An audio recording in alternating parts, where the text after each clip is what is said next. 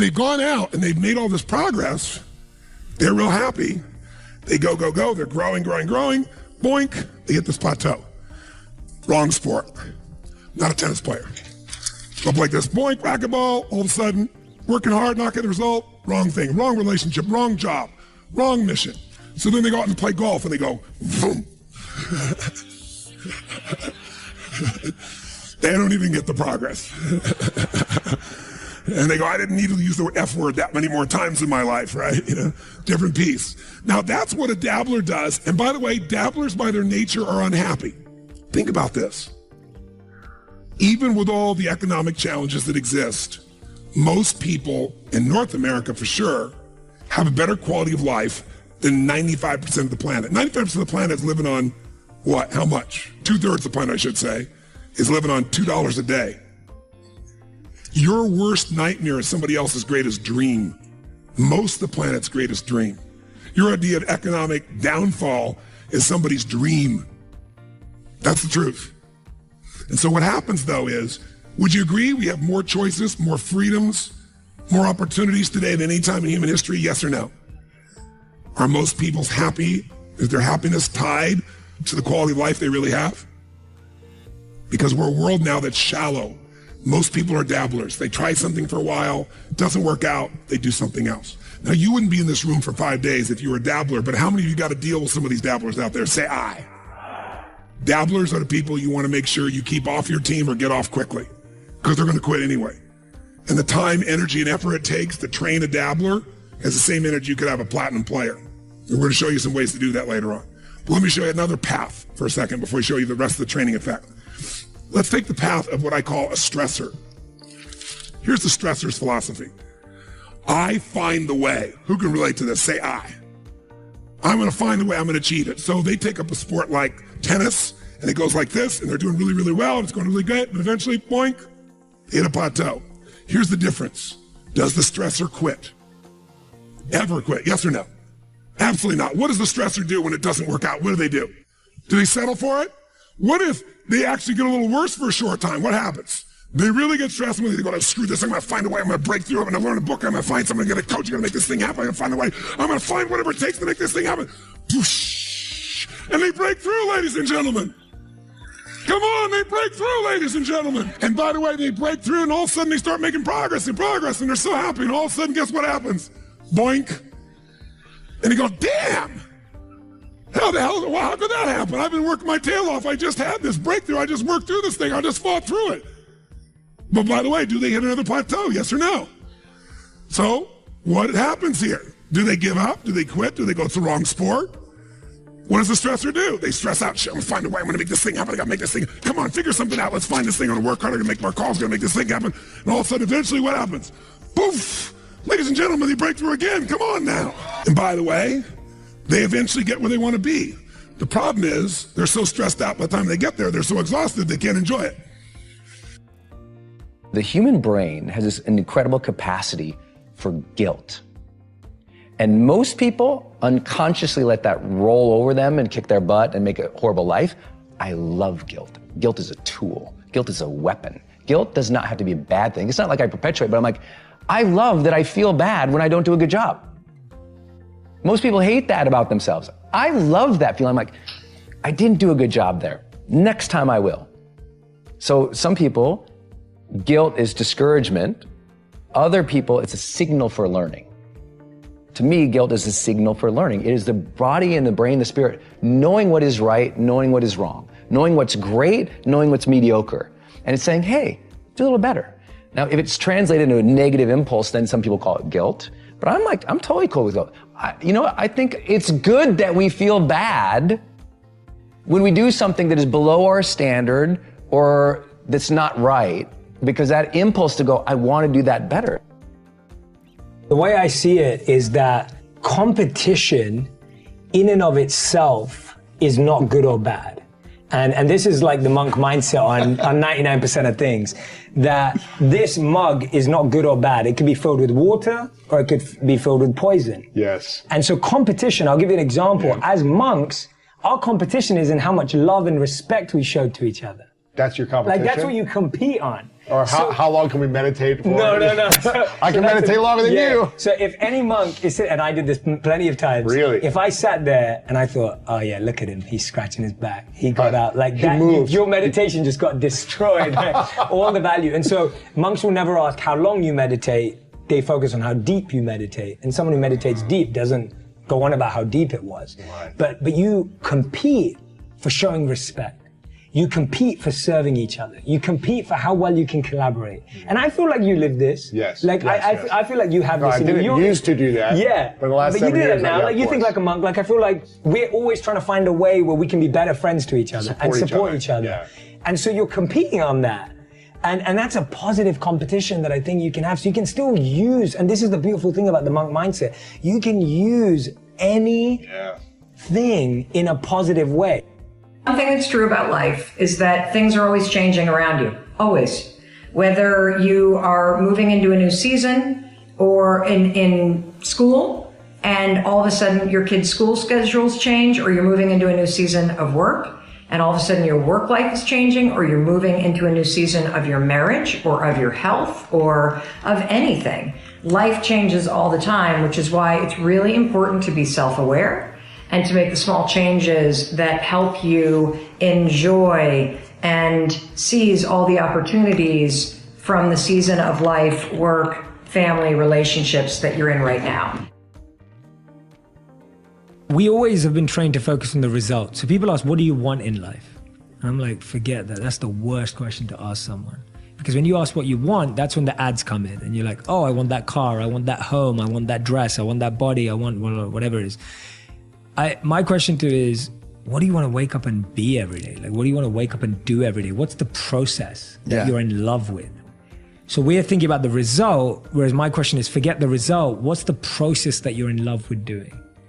So start there, first of all. Don't start your journey of saying, I want to be a movie director because I want to, I want to hit the blockbuster charts. I want to do this. Don't make it about that. Like, don't be like, I want to be a singer because I want to be Ariana Grande, right? Like, that's not the point. That's just a result. Do you love singing every day? And I realized this with a very honest question to myself. I'm really passionate about football, soccer. I absolutely love the game.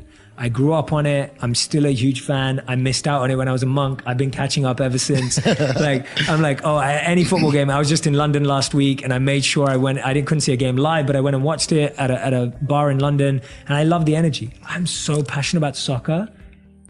I don't have what it takes to be a soccer player. Yeah. Like, I do not want to wake up at 4 a.m. I wake up at 4 a.m. to meditate. When I was a monk, I wake up at 5:30 a.m. now to meditate. I do not want to wake up at 4 a.m. to go out on a raining pitch and play soccer. Mm-hmm. Like, I don't want to be in the gym for 4 hours a day. I want to meditate for 4 hours a day, but I don't want to play soccer for 4 hours a day and then be in the gym and train. I'm not envious of any athlete in the world because it takes a different type of mindset.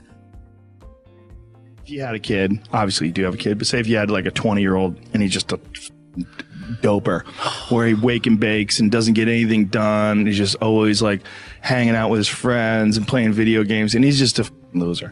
Yeah. I wish there was a way you could show someone like that. Like, I know that you're getting some comfort and satisfaction out of just laying around, doing nothing, eating, getting fat, but your life would feel better and richer if you had a goal, you chase that goal, you accomplish some things, you would get this boost of confidence, you get this boost of self-esteem, like whatever it is that you're into doing. Maybe you're into drawing comic books, maybe you're into making pottery or sculptures, but find whatever that is and pursue that instead of doing nothing. Like, the people that are doing nothing, those are the real people. I mean, look, doing something might be as simple as like that Alex Honnold guy.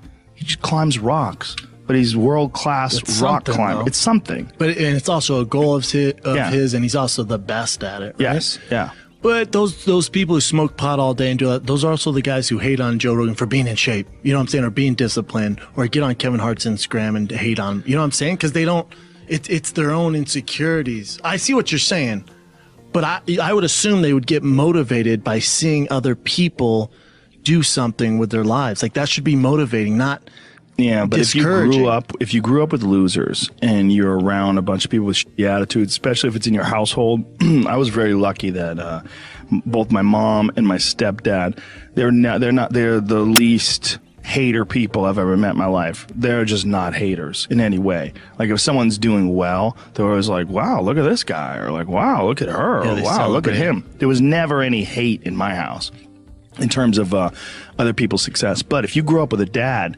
and your dad's like, yeah, all these rich assholes, this, he thinks he's a badass, and this, these people that look at other people's success, and instead of saying, wow, that guy did a lot of work, like the way I'm a successful person, but the way I look at Kevin Hart, he exhausts me, or The Rock. Those guys exhaust me. I'm like, Jesus Christ. Like, I feel lazy next to those guys. Like, they do so much. Like, those guys are so overbearingly ambitious, But some people, they see that and they compare themselves and they don't like it, so they start getting really and it's like a natural feeling to try to chip away at that person. I believe in human possibility, human potential, and I think that one of our biggest limiting beliefs is the belief of how limited we really are. And so my interest is to give people the science to begin to understand how powerful they really are.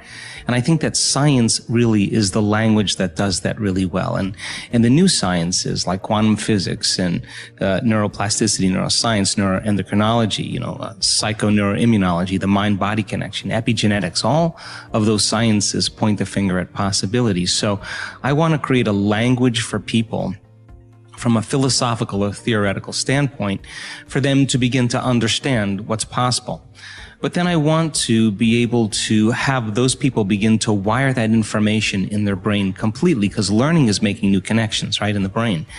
But remembering is maintaining and sustaining those connections. And it's so much easier to lose our vision than to remember it, right? So then we have to begin to hardwire the brain or install the neurological hardware in preparation for an experience. So the more people understand what they're doing and why, then the how gets easier. So I want to then set up the conditions in an environment, in a workshop where people can begin to apply or personalize what they learn so that they can have an experience. An experience then further enriches the brain. But the prize of an experience is an emotion.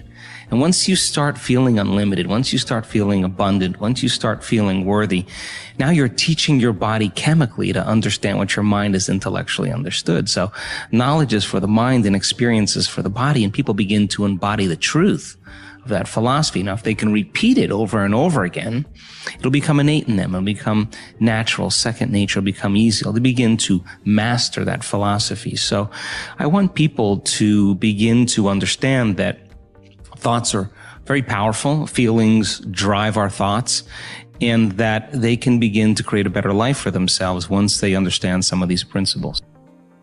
What's a few simple things that they should be doing right now to have a checklist to do before the end of the year to then crush for a whole 12 months moving forward? All right. I'm going to give you something called the ladder of personal finance, which tells you where your money should go. Okay, this is just step by step, put your money here. And if you want to know all the details about it, you can check out the system. So it's in the book too? It's in great detail in the book. Got it. All right. So if you've got some money lying around, what should you do with it? First of all, if you've got a 401k match at work, you should max that out. That's free money. Take advantage of it. And if you're not sure what that means, go to your HR person and say, does this company match any 401k contributions? If they say yes, do what I said. Next, if you've got debt, pay it off. Pay it off aggressively. You know, what's interesting is that most people in debt who I talk to don't actually know how much they owe. And that's shocking. You would think, of course they would know. No, they don't, because who wants to proactively stare at their debt all day? Yeah, and just feel bad about it. Yeah. But you know what? You feel much better when you have a plan. And the number one question I ask folks when they tell me they have debt, I say, number one, do you know how much you owe? They never do. Number two, for the rare people who say, you know, 15,000 or 70,000, whatever, I say, what is your debt payoff date? You can actually plug it in. You can plug in a debt payoff calculator online. You can map it all out, and you will be able to know the exact month your debt will be paid off. Based on how much you're spending right now. Based on how much you're contributing to that debt payoff. Now, you will be able to see that if you add an extra $50 a month or $100 a month, that thing will actually oftentimes shorten by years because of the interest. It doesn't matter if it's going to take you 3 months or 4 years to pay off your debt. It doesn't matter to me. What matters is that you know the date. Okay, so that's number 2, pay off any debt you've got.